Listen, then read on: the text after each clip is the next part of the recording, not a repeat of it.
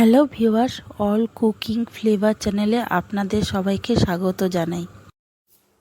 আজকে আপনাদেরকে দেখাবো কিভাবে বাড়িতে বসেই নামি দামি রেস্টুরেন্টের মতো স্বাদে মশলা পনির বানিয়ে নেওয়া যায়।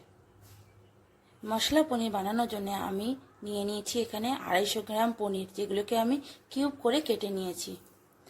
এবার একটা মশলা বানিয়ে নেব। তার জন্য নিয়ে নিয়েছি মাঝারি সাইজের একটা পেঁয়াজ, 6 কোয়া রসুন, ছোট্ট এক টুকরো আদা, একটা গোটা শুকনো লঙ্কা, 4-5টা গোলমরিচ। এগুলিকে আমি সুন্দর করে একটা পেস্ট বানিয়ে নেব।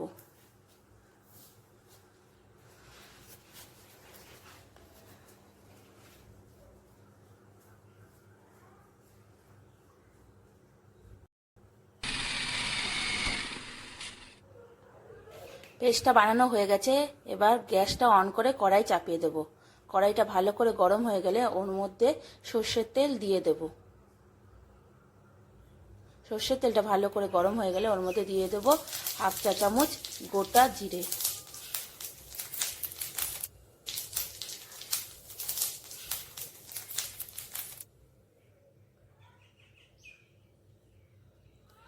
জিরেটা দেখুন এখানে ভালো করে ভাজা ভাজা হয়ে গেছে। এর মধ্যে এবার ঢেলে দেবো আগে থেকে তৈরি করা পেঁয়াজ, রসুন, আদা পেস্টটা।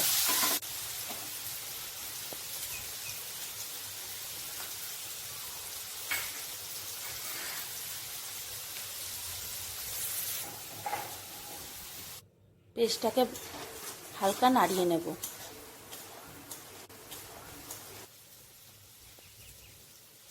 এবার এর মধ্যে দিয়ে দেবো 1 চামচ নুন,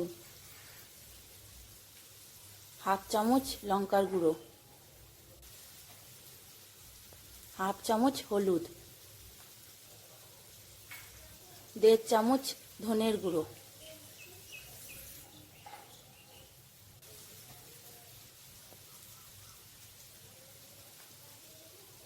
এবার এগুলিকে ভালো করে নাড়িয়ে চাড়িয়ে নেবো যাতে কড়াইয়ের তলায় লেগে না যায় মশলাগুলো। দেখুন একটু মশলাটা টেনে এসছে। এর মধ্যে দিয়ে দেবো আগে থেকে ফেটিয়ে রাখা টক দই। আমি এখানে বলে দিই, আমি কিন্তু 2 চামচ মতো টক দই নিয়ে নিয়েছিলাম।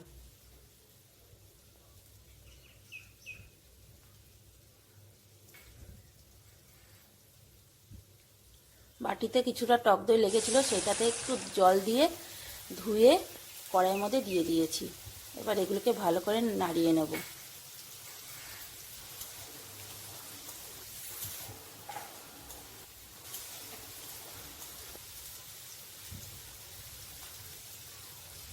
এর মধ্যে দিয়ে দেব 1/2 চামচ চিনি।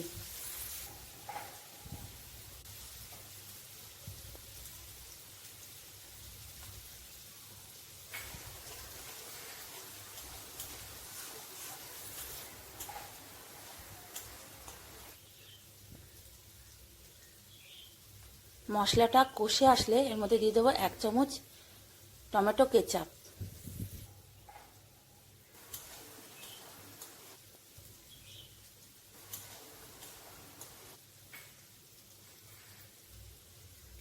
মশলাটা পুরোপুরি কষে এসছে।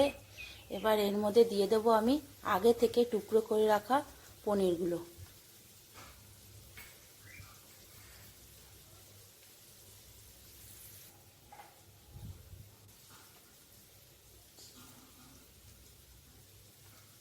পনিরগুলো দিয়ে দেওয়া হয়ে গেলে 1/2 গ্লাস জল দিয়ে দেবো।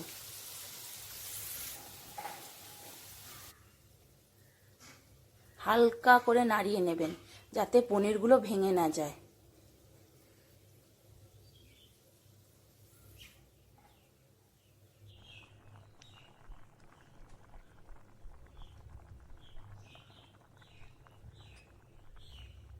এবার কড়াইটা আমি ঢাকা দিয়ে দেবো 10 মিনিটের জন্যে।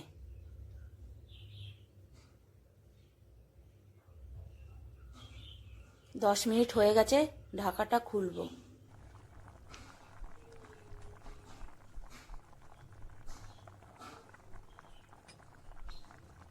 এর মধ্যে দিয়ে দেব পনির মশলা,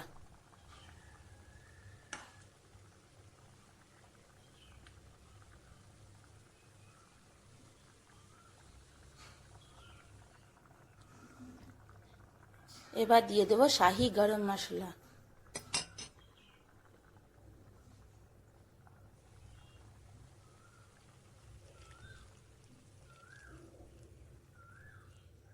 এই মশলাগুলো দেওয়া হয়ে গেলে 2 মিনিটের জন্য গ্যাসটা হালকা করে কড়াইটা ঢেকে দেবো। 2 মিনিট হয়ে গেছে, দেখুন কড়াইটা খুলবো।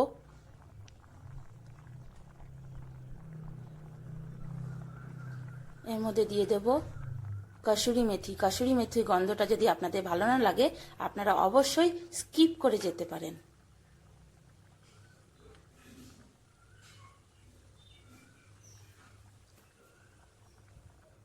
এবার দিয়ে দেব কুচনো ধনেপাতা।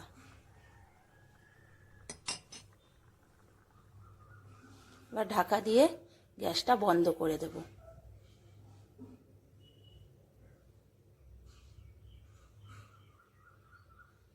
এবার রেডি হয়ে গেছে মশলা পনির।